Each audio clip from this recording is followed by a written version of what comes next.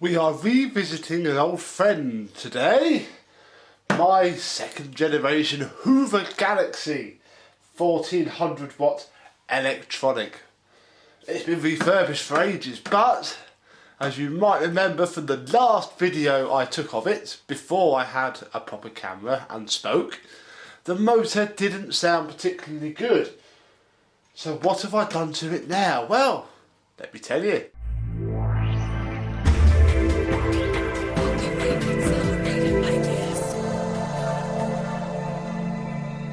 Yes, hello my vacuum cleaner chums, how are you today? This is my very special Hoover Galaxy. These are very rare, especially in the UK. There's been a few for sale in France recently on a website that if you collect old cars you'll know, Le Bon Coin, basically a French gumtree. Because they were quite popular in France because they were made there. So there's been a few, but this is mine. It is a British model. It is an SC228.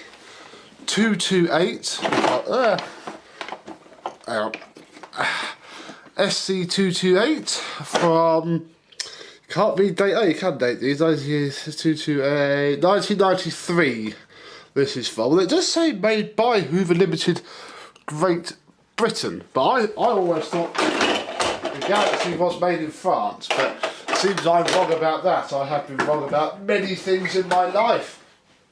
And here it is. I'm going to do this as if we'd never seen it before, just because obviously now I do the format that I do. We may as well, so let's get a bit closer and have a look at the old girl. That's better. So, it is, in every sense, apart from the body, a Hoover Compact. It's got a Hoover Compact motor, a Hoover Compact cord reel, Hoover Compact hose end. Basically the last facelift, I think, of the Compact before it changed into, or as it was changing into the Aria, something like that. So, yes, it's basically a Compact.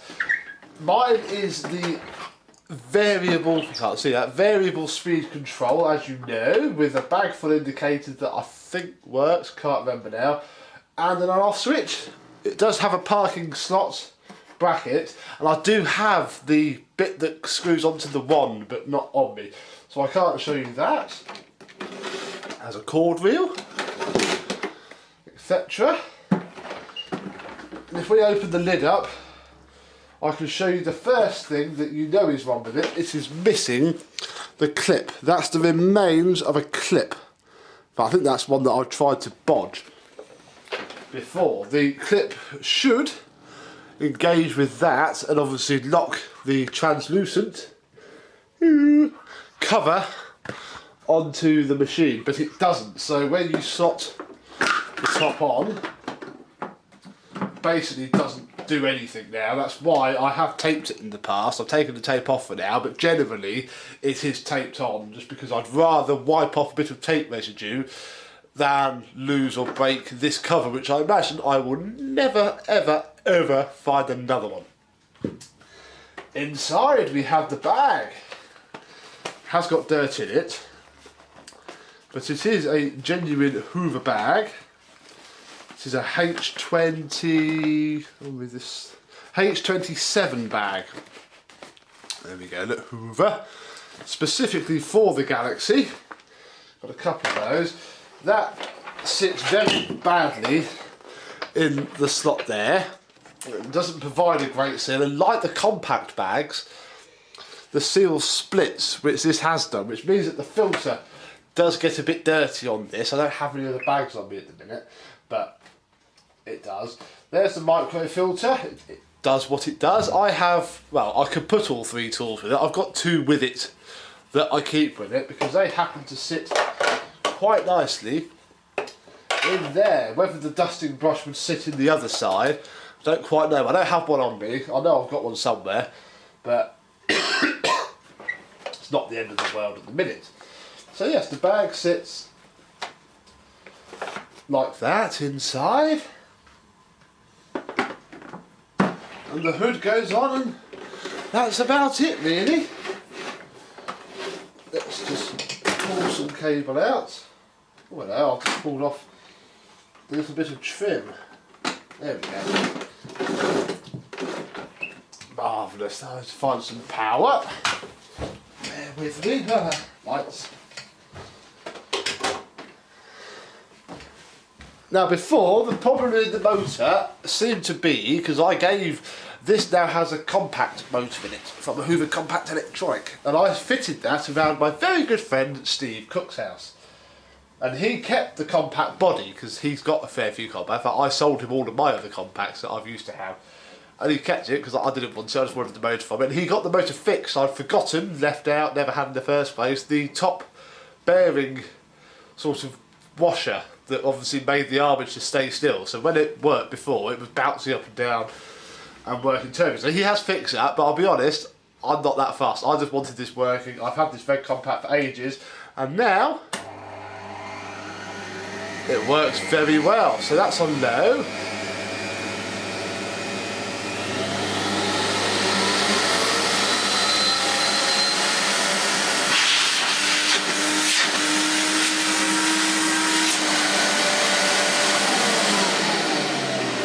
And that's on high. But the issue is that, oh God, you can see that already. This pack must have a hole in it, you know. Because that's pulled all, you can see it now, look. Flipping thing, I reckon this bag has got a hole in it somewhere. Either that or because I didn't have the hose fitted. What is wrong with you? I don't have any other bags, so we're going to have to stick with this now. So this bag hasn't really had much use, it's just been stored. I know there's no mice or anything around where the machine is, so I think it's probably to do with the fact that the hose wasn't on and it's pulled crap out and put it in. Because it's quite a bad design, because this is how it fits, so there's not much space for the dirt to sit. This has a little bit of dirt in it. By the time we do that, all the dirt flies out. Obviously there's a big hole there. Like, I'll put my finger down the inside of the bag, and even with the hose on, it just barely touches, if I can get it on correctly, just barely touches the inner seal. So I think it's quite a poor design.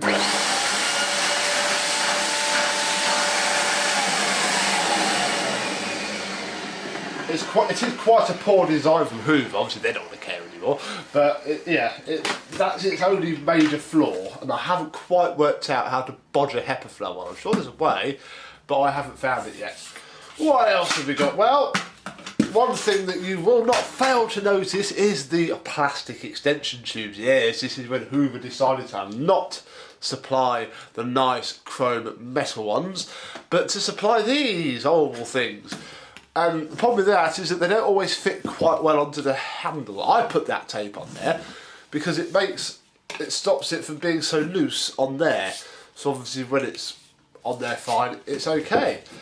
The hose end is not the nice contoured handle grip, it is the jet style, cheaper hose end, which is quite nice for, you know, dithering around and, you know, getting into corners and stuff. Probably better than the contour handle, but it's not as nice to use. But we can have a suction test.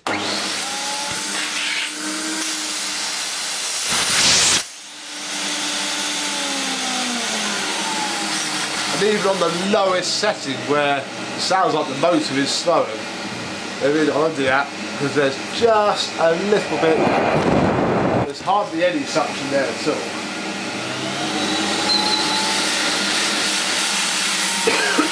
There we go, there's a bit more there. But, yeah, basically it's full power or nothing on this, or like nearly full power. Does, however, have a contour floor tool. I love these floor tools. This is probably the last generation of this style before they would have switched to the more renowned or well-known two-pedal square jobby. This has one litter strip lid picker on it. The other one is missing. Nice metal base plate, some brushes, and it's in very, very, very good condition, which is quite nice. And yeah, basically that's the Hoover Galaxy. Should we do some vacuuming with it? I think we should. I've got you at this weird angle to start with, just to show you why I'm not a fan of these plastic ones. It's because they're so short. I mean, if I come back here and see the floor tool, I'm bent down quite far to do that. You can't see me, I'll just jump in a minute, but to get the floor head down nicely without pushing on the front, I'm bent down a lot. Pretty much like this. That's me stood normally.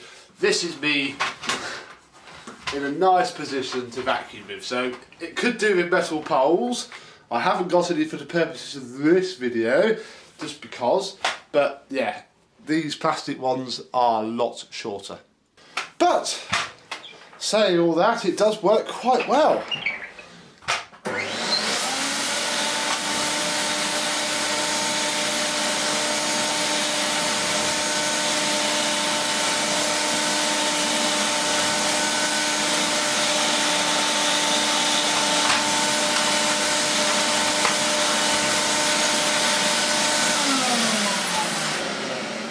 Apart from the structural soundness of a Dyson DC50, it's not too bad. Just put the upholstery tool on, bring you over here. I won't bother stopping the shot because there's no point. And we'll have a look at the upholstery cleaning of it on this handy chair.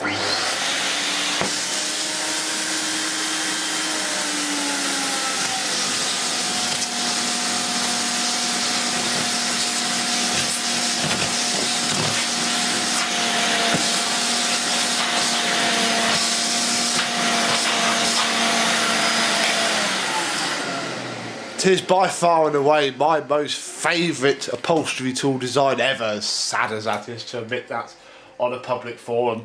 Very nice to use indeed. And don't tell my mummy that I've shown you this, but the top corner of her ceiling is covered in cobwebs. So I popped the crevice tool out. We may as well get those gone.